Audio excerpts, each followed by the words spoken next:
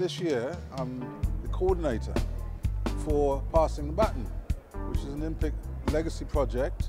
RAFA, the International Development Organization, run by Rudy Page.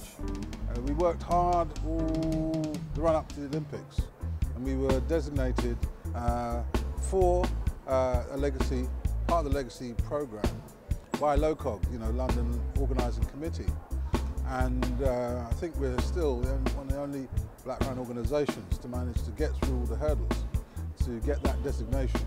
And been running a program which is about peaceful, caring and enterprising communities, but also trying to ensure that we leave a long-term legacy for our young people, because it's not just to host the Olympics for 3 weeks and the Paralympics. It's about how is this thing going to secure something for our young people in the future. Their welfare and their concerns have been in the media, particularly since last August. And I've been very concerned, and a number of people from our community have been concerned that many of our young people have been caught up in stuff that is not about the future. It's about destruction. It's about not understanding our history. It's not being firmly rooted and knowing where you're going. Because a sense of history is important in order to know where you're going to go. So we've been trying to establish this so that the foundation can be secure. So young people can know, for example, it's the 100th anniversary of Marcus Garvey coming here to London to study at LSE. That, what does Jamaica 50 or Trinidad 50 really mean? What does it mean that Ghana, became independent 57? All these things everybody takes for granted, right? But in order for a young person who's living on a council estate in Hackney, or in Lambeth, or in Lewisham, to understand themselves, they have to have a sense of how they come to be, who they are and where they are.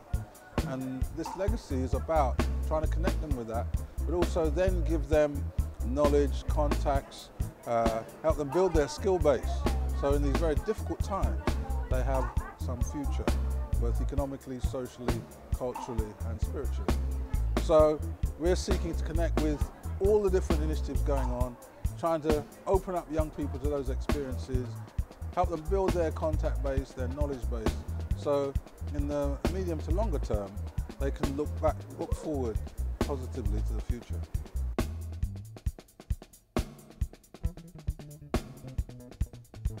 Well, I'm tremendously excited about that. Jamaica has been coming for many years. A lot of people would know this, and taking part in the Chelsea Flower Show. We've consistently won awards, and the other Caribbean islands too. But having a permanent legacy, having a permanent thing that's young people can grow up with, they can have these as topics for their lessons, right? Because our culture and our history isn't about the Caribbean, it's about Africa. This is Britain's history. The fact that we're here is a consequence of them being there. And the history of our people here goes back to Roman times. The last Roman governor, Septimus Severus, being an African. So our histories and our welfares have been intertwined. And we need to help young people get a sense of what that's about. So this garden, when I heard about it, I thought it's tremendous. I want to see how we can look for synergies, tie up what they're doing with what we're doing. Fairly recently we hosted a delegation here from the Caribbean, which included heads of stock exchanges, central banks, and we had a tremendously successful tour of city institutions. We had meetings with London Stock Exchange, and they discovered that the Caribbean, and Jamaica particularly, had a lot to offer them.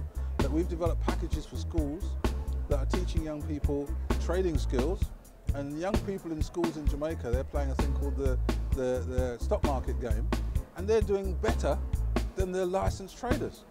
And the London Stock Exchange are negotiating to buy that package to run here as part of their educational effort into colleges and schools. And we took this delegation to schools to meet business studies students, and a lot of the black students got a lot of motivation from seeing, the head of the Jamaica Stock Exchange is a woman. Mr. Samba, our new High Commissioner here, is a woman. And a lot of the young women are getting a lot of motivation from seeing people in those roles and understanding that they too can aspire to be. We want to get that spirit much wider and fight against the negative feelings that trap young people in the inner city and trap them into no prospect lives. Once people can see that they can do things with their lives and they're engaged, it changes them as people and it changes our futures. Festival Jamaica! Festival Jamaica 2012 at the Maryland Complex, Buxton Road, Stratford, London E15 1SL. Buy tickets at all the usual outlets, online, or call 0203 137 3055 or 07528 276 796. Jamaica to the world. 2012.